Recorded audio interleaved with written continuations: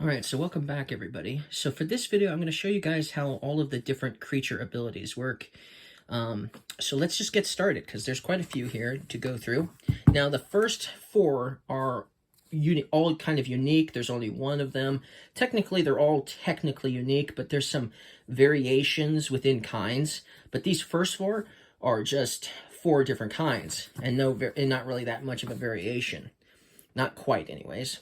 So with this one, whenever you brew a potion, you get a victory point. Okay? So whenever you brew a potion, you'll get one of these victory points, okay?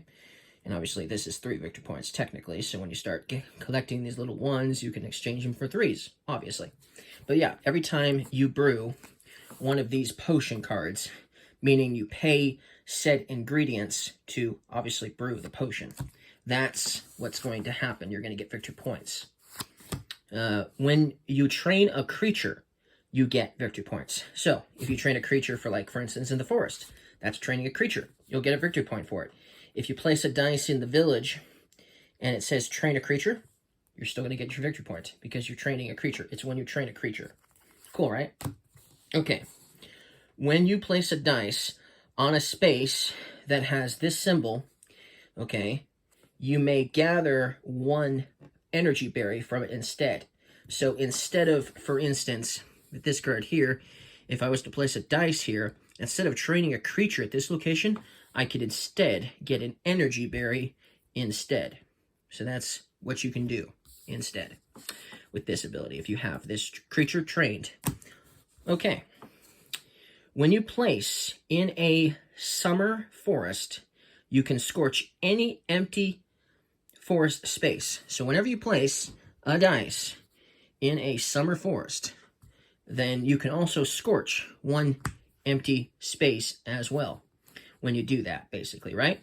And remember, these forests count as, this forest here, not this one, because this is just one. This is just winter here. But these forests here, with 2 different colors on them, they count as both summer and, for instance, winter. And this one counts as both spring and fall, for instance, while this just counts as winter. So it doesn't matter what space you're covering up when you get to activate this ability, because this card is both of the seasons, technically. It's not contingent on what side of the cards you put said Scorch token, for instance. So just make a mental note that this line here is not quite, it might confuse you that you're only supposed to put it on one side or something like that, but that's not the case. And so, obviously, that's how that ability will work. Now, let's skip these. Oh, we got some potions here, too. Hold on. Okay, skip those. Okay, so then after that, this ability here is exactly the same as summer, but it's when you place a dice in the fall forest that you can scorch an empty forest space. This one is the exact same ability as the last one, but but it's only when you place a dice in spring, in a spring forest. And then this one is the exact same ability as the last 3, but it's only when you place a dice in the winter forest do you get to scorch a space. So that's how those particular abilities will work. Now, let's talk about these here. On your turn, you may change any of your unplaced elements to wind. So let me grab some element dice to explain that. So if you have unused dice you haven't used this turn, and you have this creature trained, then you can change any of, for instance, these here into wind. And you can even do both if you wanted to, if you had both. But that's basically what it is going to allow you to do. This ability is the exact same ability as the last one, except you can turn any of these into water, okay? So that's basically what that means. You can turn these symbols into a water dice, into water element. And then this one's the exact same ability as the last one, except you can turn any of those dice into fire, okay? Okay, and you'll notice that these creatures, which look very similar, still have different abilities. So it's not completely different abilities, if anything. So it's not, the creatures aren't contingent on the abilities they have. They could have different abilities and be the same creature. Oh, well, within a variation, obviously, of the same creature. So I wanted to make a point of that. Okay, so when you place in the village, you gather 1 plus ingredient of your choice. So whenever you place a dice in the village, you'll get +1 ingredient of your choice. So it doesn't matter where you're placing the dice in the village, you're just basically going to get an extra ingredient of your choice. And obviously, it does not include these energy berries. Okay? That's what happens with that one. When you place in the village, scorch any empty forest space. So even though you're placing a dice in the village and not here in the forest, if you have this trained animal or creature on your side, you can scorch any empty forest space, even though it's not obviously where you placed your dice. But that's what this ability will allow you to do. When you gather from a winter forest, gather +1 ingredient, +1 of the ingredient shown. So if you are, for instance, in the forest and you place an element dice here, you're going to get +1 ingredient of what is shown. So you'd get 2 of these crystals if you put it here. If you had this ability, you could get 2 of these herbs. If you had it here, for instance, if this was the card, you could place it here to get 2 shrooms, for instance. But that's basically what that ability means. Okay? This one has the exact same sort of end ability, basically, as that last one. Same exact ability, except instead of, obviously, winter, it's when you gather from a fall forest, then you'll get 1 +1 ingredient shown on that dice. That's cool, right? So, obviously, the next one would be the same ability, except it's with summer instead. And obviously, this one would be the same ability as the last one, except it's with spring instead. Okay. All right. Now it's a little easier to hold because there's less cards. When you gather 1 or more of this particular resource, you can trade 1 of this particular resource, which is crystal, for an energy berry. So whenever you gather 1 or more of this particular resource, for instance, you can exchange 1 of these for an energy berry. That's basically what that ability lets you do if you have this trained creature. Obviously, this one is the exact same ability as the last one, except it's with this particular resource instead. Okay? This one is the exact same ability as the last one, except it's with this. Okay? It's with this particular ingredient instead. Okay? Okay, now, whenever you place a forage dice on this card, gather 3 of this particular resource. So when you have this trained creature in your play area, when you have this trained creature, you now have an access to a new location to place your dice. And you can place any sides of your forage dice that you want to on this space. And when you do that, you get 3 of this particular resource. Pretty sweet, right? And so obviously, this one is the exact same ability as this one, except it's this resource instead. And then obviously, this one is the exact same ability, except it's with this resource instead. So there's just 3 of those, for instance, because there's just 3 ingredients, after all, to make potions with. Okay, now, this one is, when you place any element on this card, you get 2 victory points.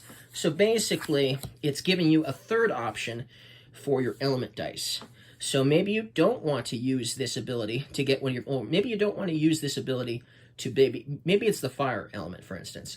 And maybe you don't want to use this to sort of do a take that element towards your opponent, right? Maybe you don't want to be mean right now, okay?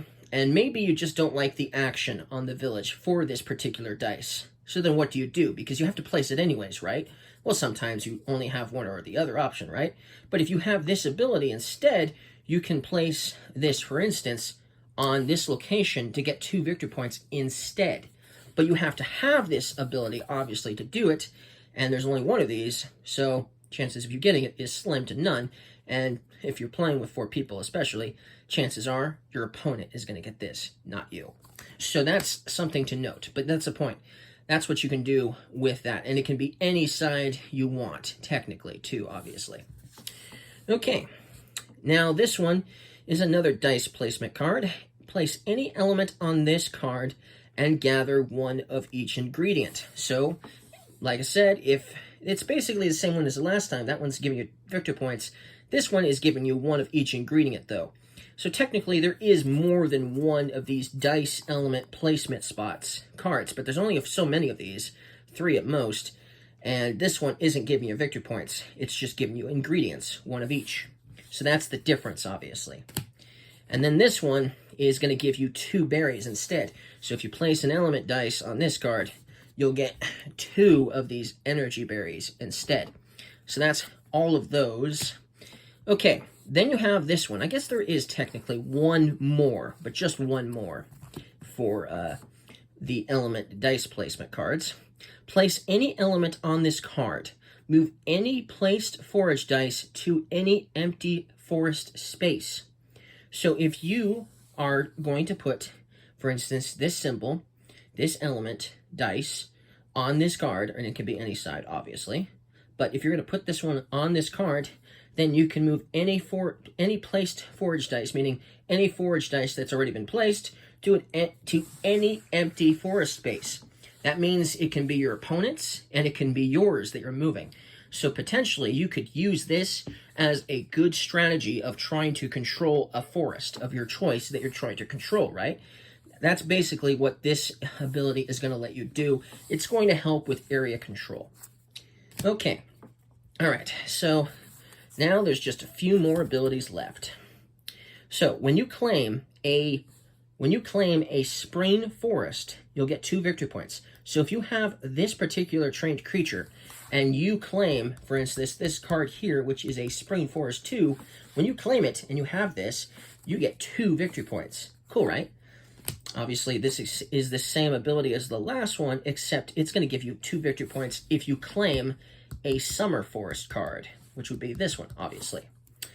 And then this ability is the exact same ability as the last one, except you're going to get 2 victory points if you have this trained creature, obviously. You're going to get 2 victory points when you claim this particular fall forest card, for instance. And then this is obviously the same ability as the last one, except it's when you claim a winter forest, you're going to get 2 victory points. So if you were to claim both of these on the same round, you'd get 2 victory points for each, because these are each winter forests. So that's cool, right? So that's the beauty of having more than one. If you can claim more than one of the same, that could be very beneficial. So definitely will make you want to try to go for forests that match said, obviously, element or season, I should say. So that's cool, right? Okay. Just a few more abilities and some variations, obviously, right? So at the end of each round, you may trade 2 matching ingredients for 2 victory points, or 3 matching ingredients for 4 victory points. So at the end of each round, if you have some ingredients you want to exchange for victory points, you can. This is probably most beneficial towards the end of the game, because even though you can technically use it at the end of each round, if you use it at the end of the 4th round, and you had some ingredients you weren't able to utilize, you could get some victory points by trading these in at the end of the round. Awesome, right? Okay, this one is basically the same thing, except it's for energy berries instead. So at the end of each round, you may trade an energy berry for 2 victory points, or 2 energy berries for 4 victory points. Pretty simple, pretty straightforward, and easy to understand. If you have some of these at the end of the round, you could get some victory points in exchange. Cool, right? Okay. And then, at the end of each round, gather 1 energy berry per active forest creature. What does that mean? Well, if you have a... What does that mean? I actually don't know what that means. Active, active, active. That is the only one I'm not sure of. I'll have to look that up. I will look that up. Let's do those last, so I can look that up real quickly. Finding the rule book, because that's the only one I don't know. Okay, the first time you scorch a space on your turn, you get 1 energy berry. So that's what you're going to get with this ability. The first time you scorch a space on your turn, you get an energy berry as well. But for instance, on the same turn, if you scorch more than 1 spot, you still only get the first one. You won't get another one. So you're just getting one per turn, regardless of how many spaces you scorch. So that's how that ability works. Now this one, and this one, I'm not really too sure about how they work, because I'm not exactly sure what active actually means. Does it mean if the creature is in your play area, if it's your tamed creature? Because it would say trained though, if it was pointing to that, I would imagine. Let's see here. Let me see what's called at the end of each round. Okay, so I just need to look for that. And it's purple.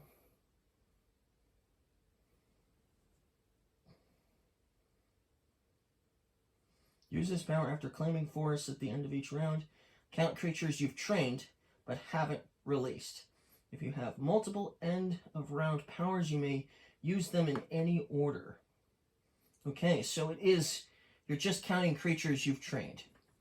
So that means that most you could get 3 energy berries, because it's only counting the creatures that you've trained as active. So that's basically what that means. If you have, and it still has to be forest creatures, okay? So this is a spring creature, right? So this wouldn't count towards obviously gathering one of these energy berries per winter creature you have, because this is a spring creature. So for instance, you would have to have like one of these, for instance, in your active, as a per active creature, basically. And it counts, and it's just the ones you've trained, so you can't count your opponents, for instance. So at most you could get 3, but most likely maybe only 1 or 2 at most that you would have that were winter. But if you had this card, then maybe the other 2 creatures you'd want to get are winter, if you had this one, for instance. And then this one obviously is the exact same ability as the last one, except it's only for fall creatures, and this one is only for summer creatures instead. And you'll note that each of these 3 are spring creatures, so they will never work on them. They will never count towards your 1 energy berry, because these are spring creatures. None of these are the other 3, obviously. So you have to have other creatures, and they have to be this, or if you have this, they have to be winter, or if you have this one, they have to be summer. But basically, that's how all of the creatures work. I think I did a pretty good job explaining it, especially coming up with that last creature at the last second, not knowing what that actually did or what that all meant. But now I do, and hopefully you guys do too. If you guys like this video, don't forget to leave me a like, and I'll see you guys again next time. Thank you guys for watching Brew, how these creatures work. I'll see you guys again next time.